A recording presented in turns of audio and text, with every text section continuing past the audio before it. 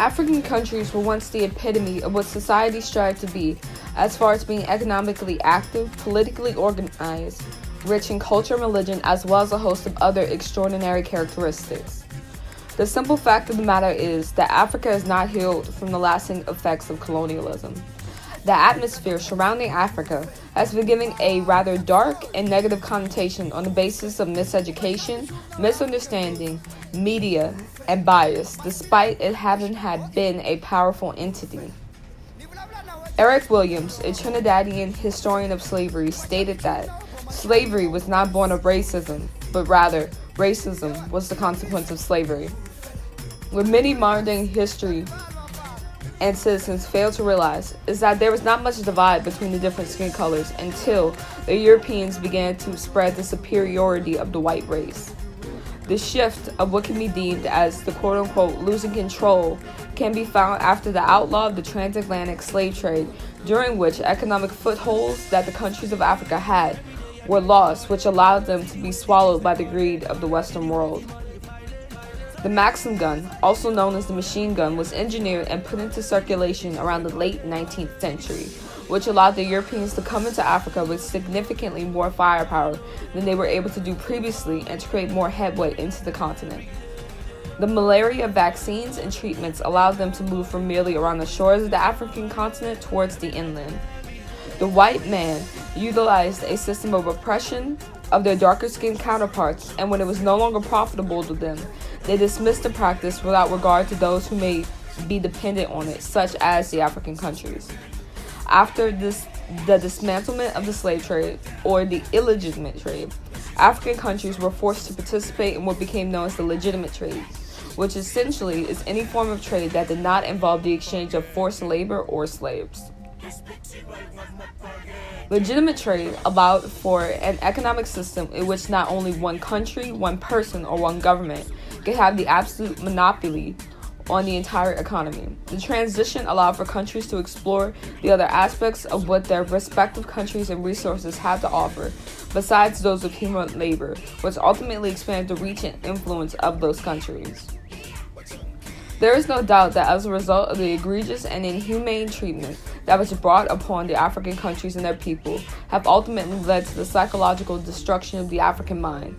Voodoo, or Voodoo, references assortments of cultural elements, folk healing practices, systems of ethnics, transmitted through time through proverbs, songs, stories, and folklore. Voodoo is arguably one of the most misunderstood religions on earth, solely for the reason that during colonization, the imperial powers demonized voodoo in order to spread the messages of Christianity. The demonization of voodoo, the main religion especially in West Africa, brings to light a significant hindrance that was brought upon by colonization that altered the subconscious minds of African people. Skin bleaching is widespread in Africa as well as South Asia and the Middle East, where an individual's skin may be considered too dark. It is the practice of applying substances to the outer layer of the skin in order to lighten it to what the world has conditioned the African mind to perceive as more appealing. Nigeria alone, 77% of women, more than 60 million people, use lightening products, according to the World Health Organization. Skin bleaching can be seen as a result of colorism, has left many babies deformed, dark-skinned individuals' feelings of inadequacies, as well as the decreased self-love in the black and brown community. Economics is the psychological effect caused by colonization because the system that was created to benefit the imperial powers and their constituents was explicitly made to disenfranchise the African countries that they were occupying. Therefore, that mindset of never having enough, constantly feeling cheated, no time to enjoy life, and no hope of getting ahead is a practice of colonization that has perpetuated itself now even to the present day. The psychological effects of colonialism have these lasting effects because no one has made an effort to alter them. They have only scalded them from a distance, especially in America, which has chosen to regard the people of Africa as individuals who can handle their own concerns. For colonialists, in order to create a system in which they are in complete and total control, they had to introduce new forms of separating the African family as well as the African subconscious.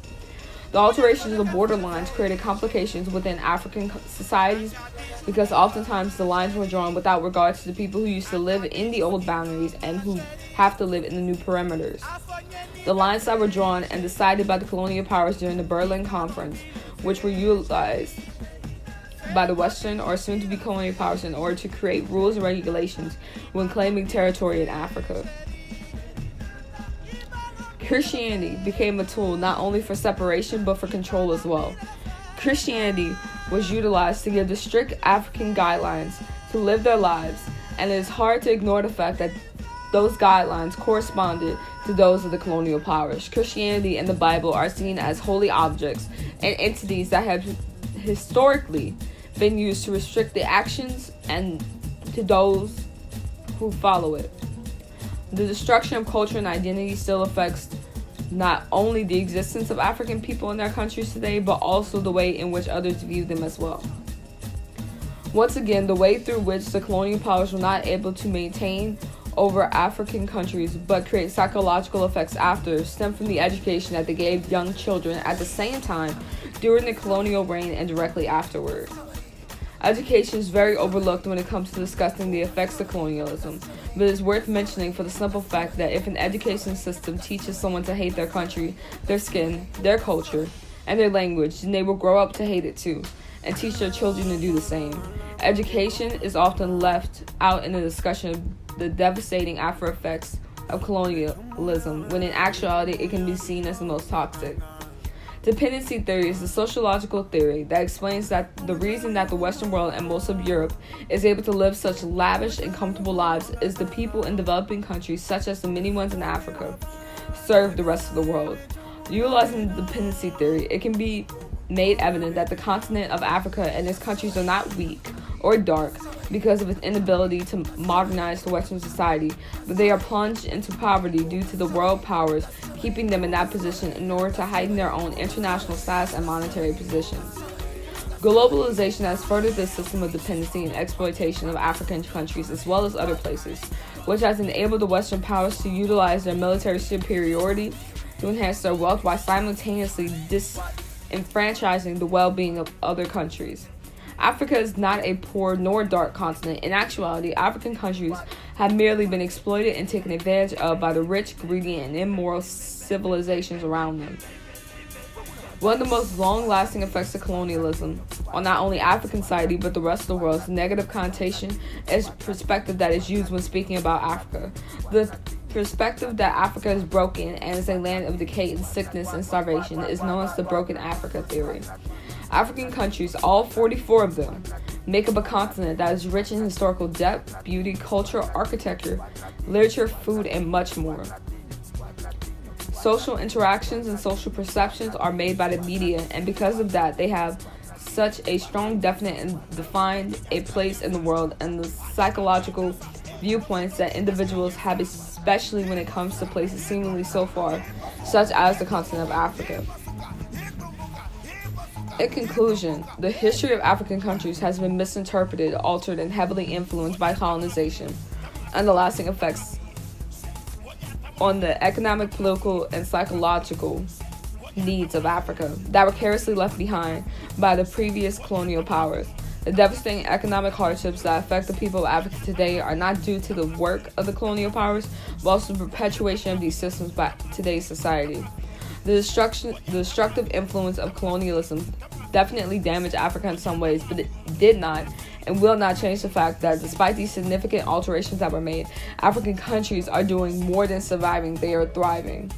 In the modern day, with the brilliant paths that have been made through globalization, there is no excuse as to why African countries or any third world country should be in a place of continued disenfranchisement.